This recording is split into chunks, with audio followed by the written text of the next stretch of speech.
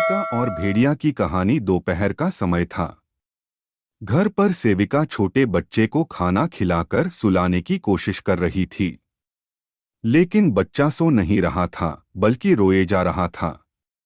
तंग आकर सेविका बच्चे को डराने के लिए बोली, रोना बंद करो, नहीं तो मैं तुम्हें भेड़िए के सामने डाल दूंगी। उसी समय एक भेड़िया उस घर के पास से गुजर रहा था।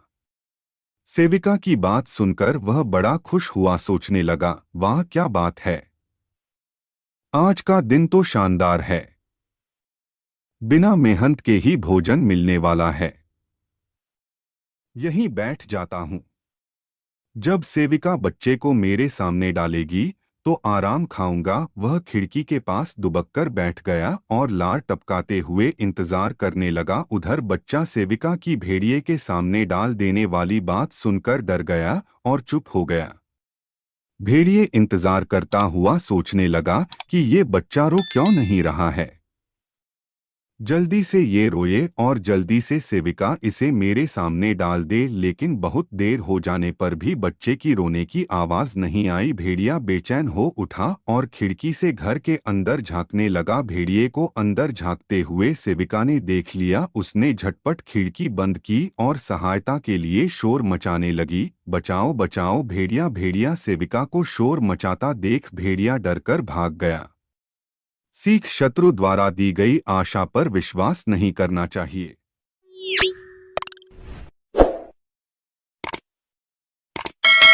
मोर और नीलकंठ की कहानी। बरसात का मौसम था। मोर सुंदर पंख फैलाए नाच रहे थे। पेड़ पर बैठे एक नीलकंठ ने उन्हें नाचते हुए देखा तो सोचने लगा कि काश मेरे भी ऐसे सुंदर पंख होते, तब मैं इनसे भी ज्यादा सुंदर दिखाई पड़ता। कुछ देर बाद वह मोरों के रहने के ठिकाने पर पहुंचा। वहां उसने देखा कि मोरों के ढेर सारे पंख जमीन पर बिखरे हुए हैं। उसने सोचा कि यदि मैं इस पंखों को अपनी पूंछ में बांध लूं तो मैं भी मोर जैसा सुंदर दिखने लगूंगा।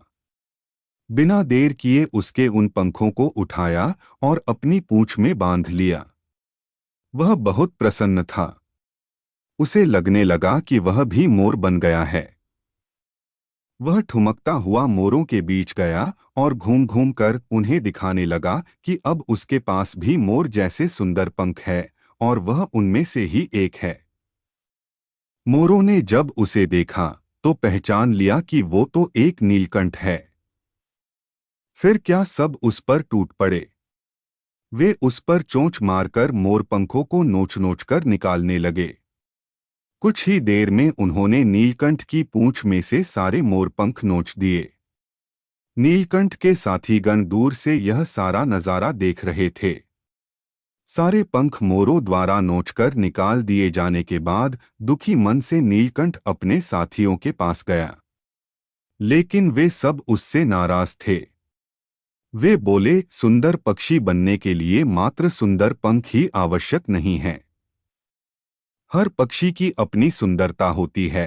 सीख, दूसरों की नकल न करें, स्वाभाविक रहें।